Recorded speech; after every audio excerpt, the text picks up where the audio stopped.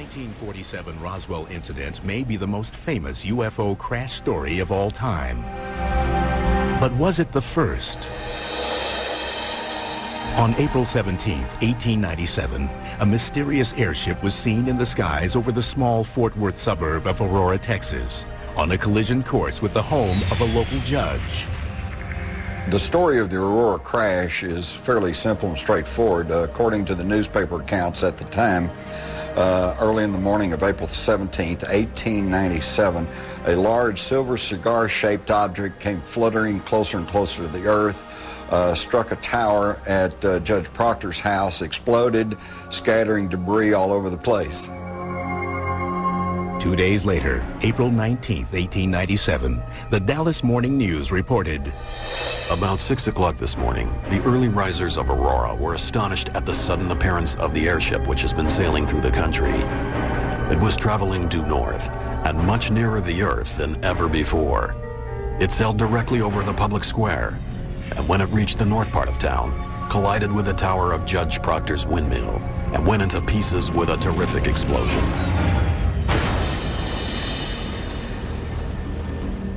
Scattering debris over several acres of ground, wrecking the windmill and water tank, and destroying the judge's flower garden. According to the local legend, many of Aurora's residents raced to Judge J.S. Proctor's farm to help in any way they could. What they found was beyond comprehension. The Dallas Morning News reported that someone or something was in the craft. The pilot of the ship is supposed to have been the only one on board, and while his remains were badly disfigured, enough of the original has been picked up to show that he was not an inhabitant of this world. Mr. T.J. Weems, the United States Army Signal Services officer at this place and an authority on astronomy, gives it as his opinion that the pilot was a native of the planet Mars. His description was that it was an alien in form, and he was referred to as a Martian. Now, the only reference to Martians at that time were in the drawings of the science fiction writers, so it could have been sparked in part by literature. Of course, I wasn't there, so I can't say for sure who piloted the craft. All I can go is by the newspaper accounts, and they made it quite clear that the remains clearly indicated he was not an inhabitant of this world. According to the Fort Worth Register, the alien did not survive. They reported that he was given a Christian burial in the town cemetery. The fragments of the craft were then thrown down a well. The townspeople more or less wanted to forget about it, and I won't say pretend it didn't happen, but probably couldn't cope with what happened and didn't know. A small stone was placed over the unmarked plot to confirm the grave of the airship pilot. But as time passed, he would not be allowed to rest in peace. Years have gone by, leaving fewer and fewer eyewitnesses to the events of April 1897. Eventually, the story became a legend, a colorful tale that some considered to be fiction. Judge Proctor's land was sold. The newspapers stopped writing about the incident in Aurora, and the gravesite became little more than a curiosity. My initial reaction to the Aurora story, I have to admit, was a little bit of one of skepticism. But if you're going to be a history writer, you need to at least make a stab at trying to find out the truth. And that's what launched my investigation. When I began to research it, however, I found that there was more to the story than just the Aurora incident. I went to the Dallas Morning News, assuming that the Aurora story would be a headline on page 1. Well, it wasn't. It was buried in the middle of page 5. And what intrigued me was it wasn't even the first airship story on that page. In fact, there were over a dozen different articles about the mysterious airships listed in the April 19th edition of the paper. There were at least 16 in that same area the 2 days before this incident. 16 reported cases by reputable people is significant. In late November 1896, thousands of witnesses reported seeing the mysterious airship 1,500 miles away over California. Over the next few months, the tale spread to more than 20 additional states from California to Michigan. In Texas alone, the airship was spotted in over 30 counties between April and May of 1897.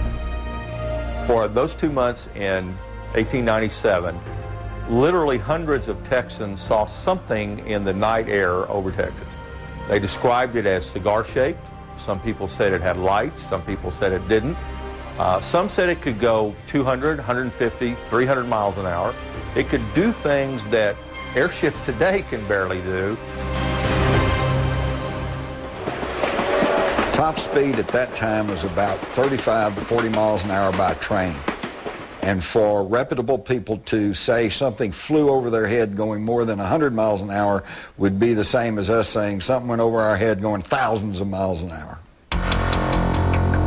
Texas historian Wallace Cheriton focused his research on the incident on the so-called witnesses listed in the newspaper articles.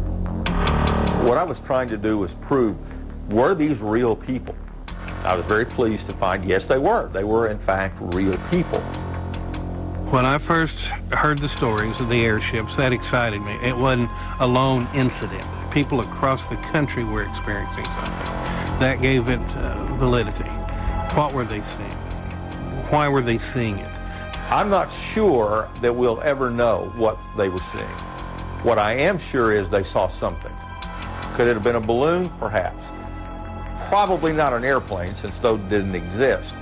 The first recorded man-made heavier-than-air flight was made, of course, by the Wright brothers in December of 1903 at Kitty Hawk.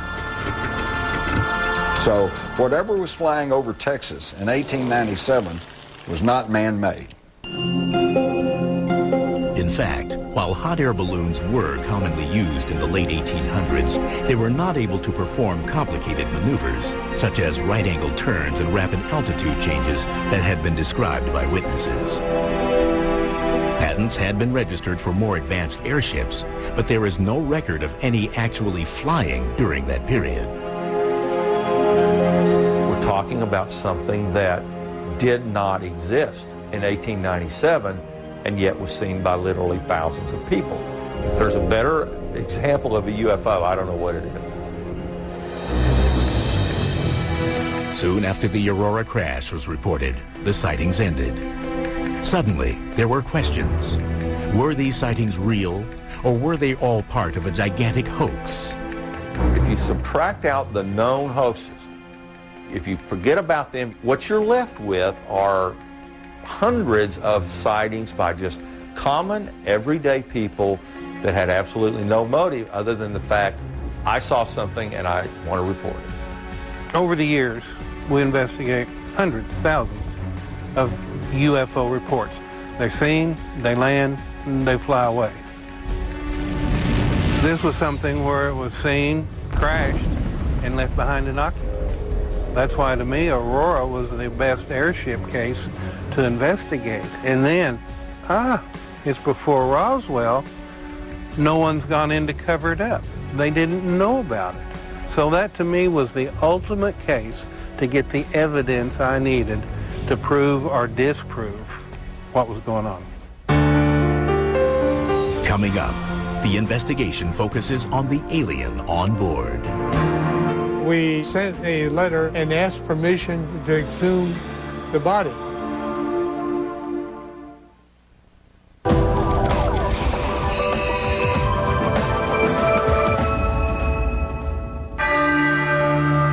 Aurora, Texas, 1897, 50 years before Roswell. Newspapers reported a major crash and a dead spaceman buried in the Aurora cemetery. But as time went by, the story was lost. Then, 70 years later, it resurfaced. Well, in 1973, Bill Case started writing articles for the Dallas Morning News, and that spread over the countryside. The interest jumped because, again, somebody was resurrecting the old Aurora crash in 1897. The legend was reborn. Ufologists across the country scrambled to uncover the truth behind the possible alien graveyard. Hayden Hughes, the founder of the International UFO Bureau, was among the first to arrive in Aurora. Aurora was the outstanding case to me because of the crash of one of the airships for study, and for the remains of a pilot to be studied or exhumed if he was buried. Aurora was different. There was a body, a supposed alien body. There's very few retrievable corpses or bodies associated with UFOs, but none that can be documented as well as the Aurora case. My belief in what the occupant pilot was what it was said, that it was the pilot of what the craft was. His description was that it was an alien in form. It was small in stature, which would confirm the type of creatures that are seen most frequently aboard UFOs. They are small in stature, childlike in size. The body, the crash site, the remnants of the airship. To Hughes, these had to be either the real thing or a hoax, and it was worth investigating. As to what to expect when we came to Aurora that first time, I was quite surprised that it wasn't as big as I visualized it to be. Coming into town, where was it? Well, we just went through it. There's the cemetery, okay? There's the hill, the windmills over this way. There's some houses down this way are businesses. That was the extent of it. Another surprise, Hughes's reception by the residents of Aurora. It appeared that they had no interest in solving the mystery.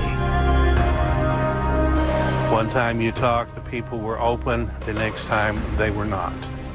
We were allowed in the cemetery on some occasions. On some occasions, we were barred and could not go in the cemetery. So the emotional level of the town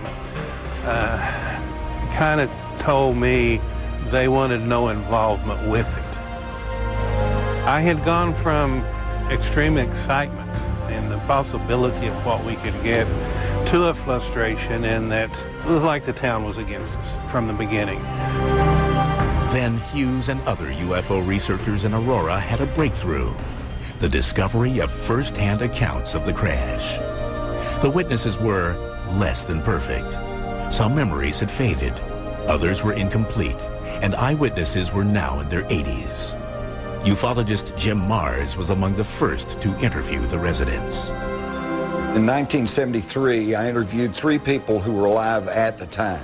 One, Robbie Hansen, said it was a hoax, but then by her own story, she was not a direct witness, had no direct knowledge of it. Her father was told about it, he laughed, thought it was a hoax, and that stuck in her mind. But then, Mars discovered 2 witnesses who contradicted Hansen and offered first-hand accounts of the actual crash. There's Mary Evans, who did recall that something crashed. Her parents went to look at the wreckage but would not let her go. So we have kind of an indirect witness there who says it did happen. And then we've got Charlie Stevens, who is a 10-year-old boy, was out doing the chores and actually told me he saw the thing go over. He said it was trailing smoke and it seemed to be in trouble. He saw it disappear towards Aurora, heard the explosion, saw smoke going up. He wanted to go up and see what had happened, but his father, this old farmer in 1897, said, "No, son, we have to finish the chores." And he said his father went up into town the next day and came back and told him about all the wreckage that was lying around. So the preponderance of the eyewitness testimony leans towards something happened. In addition to eyewitness accounts, researchers located one man who added a new twist to the investigation. Aurora resident Brawley Oates, who suffered from an extreme case of rheumatoid arthritis, believed his debilitating health condition was somehow connected to the Aurora legend. Brawley Oates lived at the site of the crash. I believe he moved there in 1945. And when he moved there, he had the well cleaned out because it had all this metal stuff and debris down in it. And he needed to use it for water.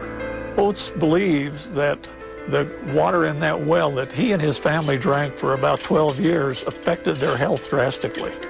In fact, he developed some of the worst arthritis conditions in his hands and other things that anybody has seen. I don't see how a person could survive or could walk or could function in any way. And basically it was, they would either swell up so big that they would burst. And at times probably bigger than golf balls on your fingers.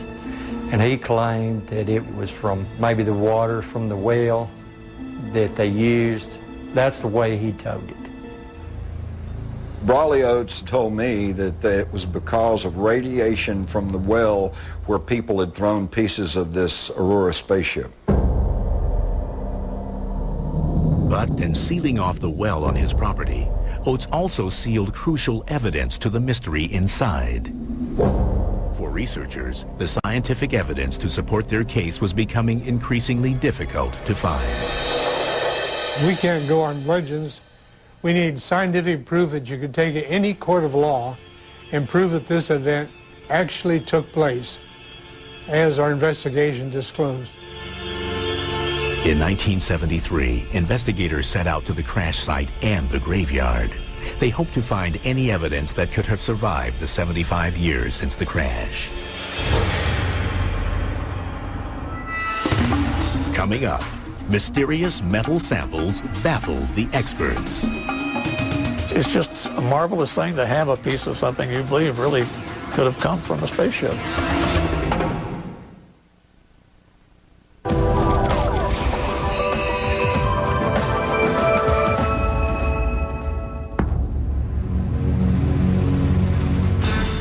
In the 1973 investigation, researchers found witnesses that authenticated an airship crash in April 1897. There were also claims of an alien buried in the local cemetery. But even with personal testimonies, ufologists realized that they needed scientific evidence. They hoped to find debris from the crash on the property formerly owned by Judge J.S. Proctor. What happened to the metal is probably anyone's guess at this point. The best guess to me was the main bulk of it was hauled off, and what was left behind was thrown down the well. Finding the well was easy, but researchers quickly discovered a problem. The well had been sealed off years earlier by the new property owner, Brawley Oates. He had this big slab of 8 by 8 feet concrete over the old well. So to move that would be a major job. Discouraged, investigators turned their search for clues to other parts of the property. They went around and they got the little pinging of the machine, and they dig down and they find pieces of stuff. And some of the things they found were natural things you would find on a piece of property that had been around for years and had been farmed. Nails, bolts, and many other identifiable items were dug up at the crash site. But then, something caught their attention. One of the fellows from Corpus Christi, Texas, found a piece that was very significant that MUFON has actually had analyzed by John Schuessler. This was tested 2 times. In 1973, immediately after it was taken out of the ground, it was transmitted to me, and I took it into an aerospace laboratory. This laboratory was one that was used to determine the failure modes of aircraft and spacecraft parts. So they had the latest and best equipment. They're the ones that did the first analysis and determined the unusual nature of it. The analysis showed it had been there for a long, long time. And then when you cut into the metal, they were 95% pure aluminum and 5% iron. 5% iron in solution in aluminum is a no-no. It doesn't mix that way. It's like less than 1% normally. And when there is iron, there's usually zinc or other materials. There was none of that in this case. Although the major aerospace laboratory that initially tested the sample has asked to remain anonymous for this program, Schuessler verified the results with Anastas Laboratories in Houston, Texas. According to Schuessler, both laboratories reached the same conclusion. Intrigued, he had the laboratories continue their tests on the sample to further determine the object's origin. The stories were that this thing exploded. It blew molten material out of this vast explosion mess, and that material hit things and dried and cooled. Well, the structural analysis of the material showed that it was air-cooled on the ground after it had been molten in the air. So the structure was perfect to fit the story. Has Schuessler uncovered the smoking gun to the Aurora crash? The material found and analyzed in 1973 couldn't have been made at that time on that farm or in the town of Aurora or anywhere around there, but it had to have been made in a very sophisticated laboratory using ultra-pure refining techniques. It's just a marvelous thing to have a piece of something you believe really could have come from a spaceship. Newspapers were quick to jump on the story of the new investigations into the airship crash, and as a result, the accuracy of the reporting suffered. Such was the case with a different sample sent to Dr. Tom Gray, now a professor emeritus at Kansas State University. One day there was a knock at my door, and a gentleman came in, and he had in his possession pieces that he had found at the reported site of the spaceship crash in 1897. Dr. Gray's colleague asked him to analyze the samples to determine if this was a piece of the Aurora spaceship. What you are looking at is the actual artifact that was tested. I showed this piece to my father-in-law a few days after I had done the analysis, and his first comment to me was, where did you get that water pump impeller? And so I kind of knew that that didn't come from a spaceship for sure. Once he determined the first sample's mundane origin, Dr. Gray began testing the two remaining metal strips. Once he discovered the pieces were primarily iron, he made an unusual finding. When I checked their magnetic properties, I did it by basically putting them in the presence of a magnet, and they didn't interact with that magnet, and I thought, that's kind of interesting. Perplexed, Dr. Gray searched for a certified metallurgist to give a second opinion on his puzzling find. It turns out that iron zinc alloys can be non-magnetic or magnetic depending on how they're cooled. Then, Dr. Gray relayed his story, along with his conclusions, to his school newspaper. When the article came out the next day in the campus newspaper, the headline basically said, "Physicist finds non-magnetic iron at site of Aurora spaceship crash." There wasn't one word in that article at all about the fact that I needed to talk to the metallurgist to find out what these properties were. And of course, then the cat was out of the bag, so to speak. As a result, Dr. Gray, his findings, and the piece of the Aurora spaceship became a part of the legend. But this part of the saga was misrepresented. Newspapers sometimes are in the business of reporting what they see as the news. That's not necessarily really what the news is. The real truth of the matter is, those materials were the kind of things you would have expected to find in a farmyard in Aurora, Texas. Having gleaned all the evidence they could from the crash site, investigators now shifted their focus toward the Aurora Cemetery. People said there was a body that was blown out of the craft and it was badly mangled. And the story was they gave it a Christian burial in the local cemetery. We were trying to determine what was the oldest part of the cemetery. That was our logical place to start looking first. They wandered around looking, and one of the local people said, those people aren't looking in the right place. You got to look for this 100-year-old gnarled oak tree. It's got a big beehive in it.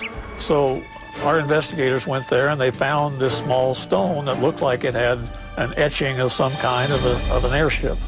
Believing that they had finally found the spaceman's grave, investigators for the Mutual UFO Network, or MUFON, made another startling discovery. And when they went to the grave site where this piece of stone was, they got the same decibel reading on their metal detector that they did from where they picked the material up from the ground. Walter Andrus, former international director of MUFON, believes there is a connection between the samples located at the crash site and what was reading inside the grave. The fact that they detected metal down in this grave indicated that someone must have buried, along with the body, some of the metal fragments from the crash site, which gives it more importance because it ties the two together. To find out if there was something there, we sent a certified letter to each of the members of the Cemetery Association in Aurora and asked permission to exhume the body. But it was fairly impossible to do that because the Cemetery Association was dead set against it, and they were getting an injunction to stop it. And in fact, the day that everybody wanted to descend on the cemetery, they asked the sheriff of Wise County to put some deputies out there, and he did. He said, we don't want people coming into the cemetery and digging all over because we're very proud of what we have here, and we don't want to see a lot of excavation going on looking for a body. Well, it's frustrating because if we could found that, this would be one of the bigger events, and we would top off this whole investigation by coming up with an alien body. After 2 weeks, the patrols ended, and MUFON investigators suffered a crushing blow to their research effort. When we were able to get back to the grave site, the marker was gone. We don't know who took it or how. Then, another blow. Someone had driven a 3-inch pipe down into the earth there and apparently pulled the metal up in this 3-inch pipe. One of our MUFON investigators checked it and did not find any trace of metal with his metal detector. What could have been evidence to authenticate the Aurora UFO mystery was gone. Coming up, skeptics fight back. Other explanations to the Aurora legend are far from being out of this world. In Texas, we have an old saying that never let the truth stand in the way of a good story.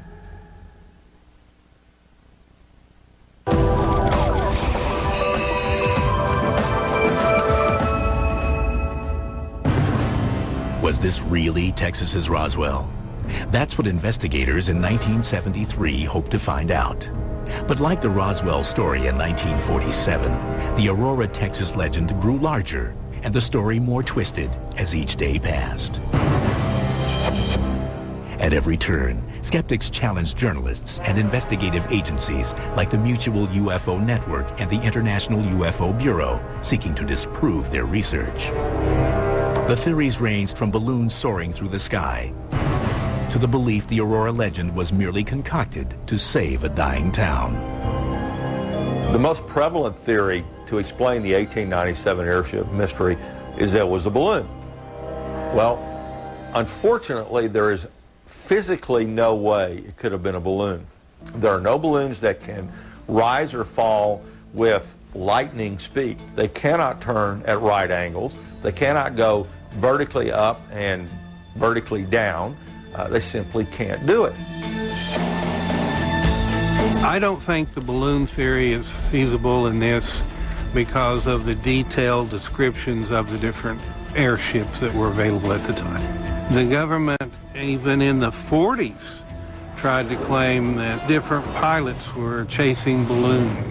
Even the famous Roswell crash was a high-altitude balloon that had actually crashed. So the balloon theory has been there a long time.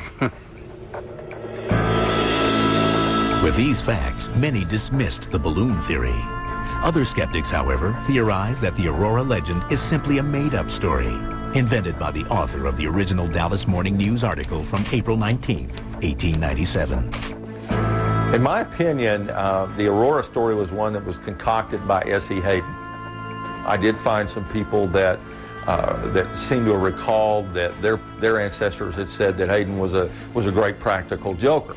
And what a wonderful practical joke this was in 1897, except that it wasn't recognized at that. I've heard the allegation that the author of this article, Mr. Hayden, was a prankster and a hoaxer.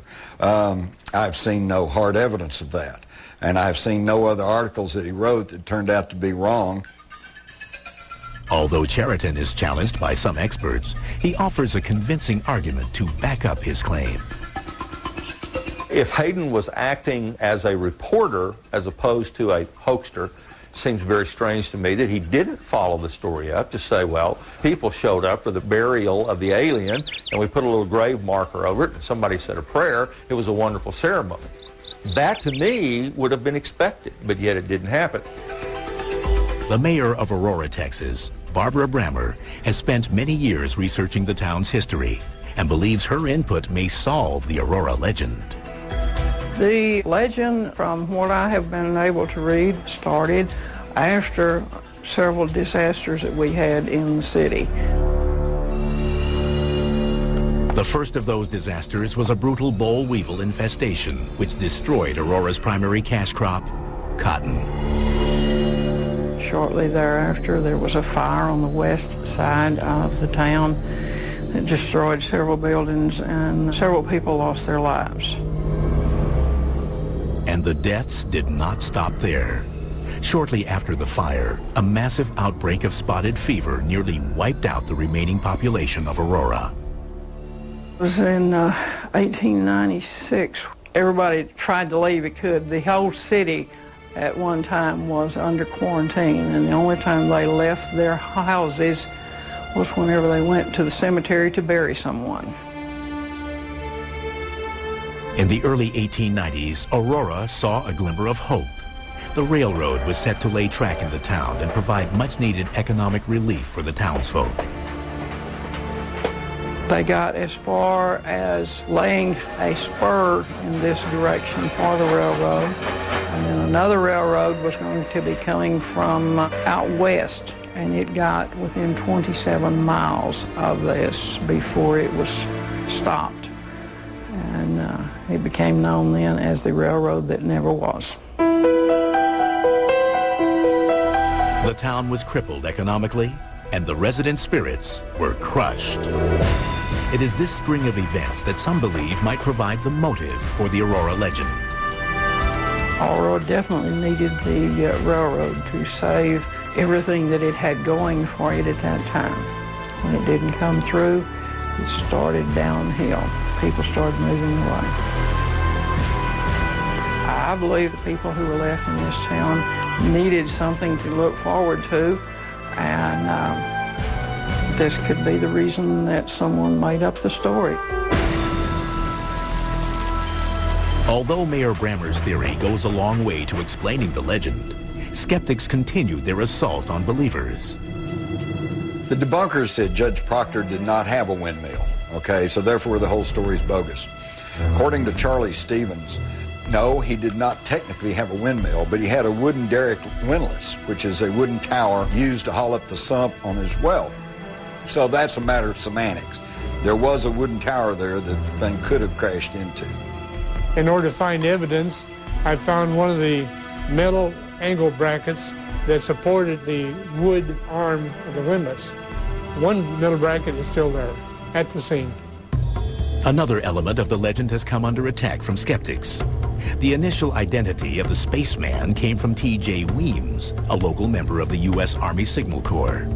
It is argued that Weems was only the town blacksmith and in no way an expert on astronomy, like the newspaper claimed. According to Charlie Stevens, T.J. Weems was also an amateur astronomer, had his own telescope, and was widely known as a lay expert on astronomy. So that argument that he didn't have any knowledge that's pretty specious too. Despite the many explanations that researchers, journalists, and skeptics have for the Aurora legend, there is at least one thing that everyone can agree on. As far as I'm concerned, it's still a good story. It's a good story. I wasn't around then, but my granddad could tell a pretty good story. In Texas, we have an old saying that never let the truth stand in the way of a good story. After 3 decades, Hayden Hughes returns to Aurora. But can he solve the riddle of the mysterious airship once and for all? We have maybe one of the most scientific finds of the 20th century right here behind us.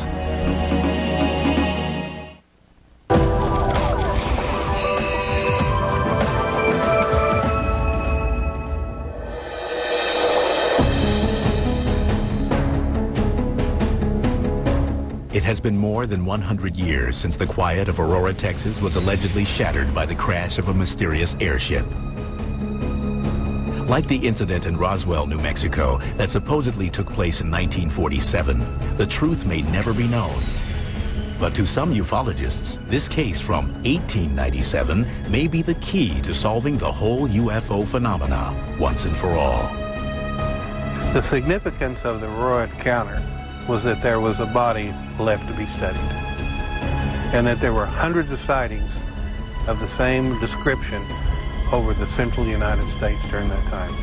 We see what happened at Roswell, we see what happened at some other sightings, but this one held the answer, and because it was before modern day censorship, that's a key. It's still there. No one went in to cover it up.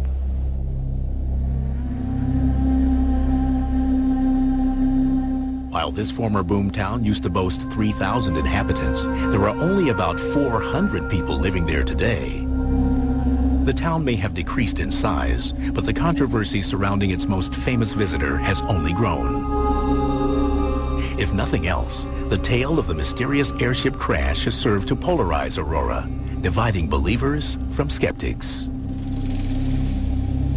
Aurora's big claim to fame has to be the legend. It's the thing that has lasted longer than anything else. Some people think it's a funny joke going around. They do not believe that this actually happened, and they'll laugh at you because they say it's such a hoax. Well, we're dealing with belief systems here. And I found this when I first began to investigate this in the little town of Aurora. About half the people said, no, it was just a big hoax. And the other half said, no, it really happened. I had a feeling that they thought people were laughing at the little town of Aurora, even though the population there now had absolutely nothing to do with the airship mystery. I just always got the sense that this is not something they wanted to embrace. Despite the town's ambivalence towards its famous legend, in 1976 they installed a plaque at the cemetery that supposedly houses the aliens' remains. Since the actual stone marker was stolen more than 30 years ago, it is impossible to know the precise location of the pilot's body. To me, the only thing at this point that would satisfy it, it's pretty obvious we're not going to find a grave site to dig in. So, secondary, let's go to the well. Although the windmill above the well no longer exists, the former Proctor property was purchased by Brawley Oates in 1945. Long-standing rumors hold that the well on the property was contaminated by radioactive debris. More than 100 years later, the legend has also grown to include a mysterious patch of ground that lacks vegetation. When the mayor shared details of this rumor with Hayden Hughes in 2005, it renewed his interest in solving the mystery. Aurora, to me, had the most possibility of providing evidence that could confirm or deny the existence of the airships and the occupant. And when we left empty-handed, I saw it kind of as a failure because the evidence was still there. Maybe 2 feet under where we were standing, but still we were unable to walk away with something we could really go forth and say, all right, here's something. Let's investigate that further. For the first time in over a quarter of a century, Hayden decided to revisit the place where it all began, the crash site. This is the alleged crash site of the airship. We're on top of the hill, valley all the way around. This is where Proctor had his property. His windmill was here, and we had a well, which was later cemented in. Certain areas are still accessible, but this fence stands in front of Judge Proctor's original well. Several requests to gain access to that part of the property were made for this program, but no calls were returned. My gut feeling tells me we're onto it and there's something there, and I can't dispel that. So close to where he feels the answers to the airship mystery lie, Hayden Hughes' frustration is palpable. We have maybe one of the most scientific finds of the 20th century right here behind us, and we can't get to it because of this big bird cage that's been built over and cemented in, sealing below the evidence that may have contaminated the soil around it that is keeping vegetation from growing today. And if it could be possible to go down, dig up, whatever, that might be what it takes to put an end to this legend over all these years. If we could find out what is in that well, we would know if there's any radiation occurring there, or even parts of the crash site. When the craft blew up and exploded, there could be pieces down in that well. Most people search for just what's on the surface and don't take the time to really dig down and find out. You know, it's interesting to note that we're back here where it all started. Right here on this very site. Time has come and gone. A lot of stories has come and gone. Until we can get on the other side, until we can get some good soil samples or get down in the well, this is where the story's going to stay, just rolling along and continuing to grow. If the entire legend of the airship crash of 1897 is a hoax, then an amazing practical joke has been played on everyone by S.E. Hayden, the man who wrote the original newspaper article for the Dallas Morning News.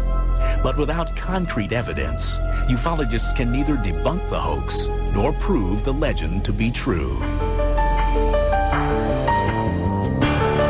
There are lots of legends and stories going around that are passed from word of mouth and through newspaper clippings and so on. But we deal with the facts. We investigate UFOs, and we try to prove beyond the question of a doubt when we investigate a case that it was a UFO. I would say that the probability of the crash actually happening is probably 85%. I think there's strong evidence for that. The Aurora spaceship crash of 1897, I believe, is the smoking gun of the UFO controversy. Because in earlier years, the debunkers would say, well, it's just misidentified aircraft, satellites, commercial, military, maybe even secret government test craft. Well, I often thought, wouldn't it be great if we had a well-documented instance of a UFO before any of that was in the air? And we do, with the Aurora, Texas crash of 1897. We are fairly sure there was a crash at that site. I mean, all the physical evidence, all the stories about the people that were available at the time all go together and they all fit. It's not a mistaken identity and it's not a tall tale.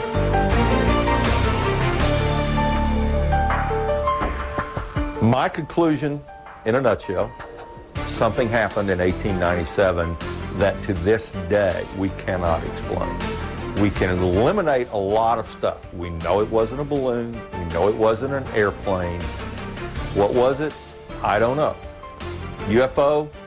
Obviously. Where the UFO came from, that's the big mystery that, quite frankly, will probably never be solved. Will the ultimate truth ever be known about the Aurora case? I don't know. I would like to think that there is an alien in the grave, but it may come down to there's nothing in the grave. That's the legend.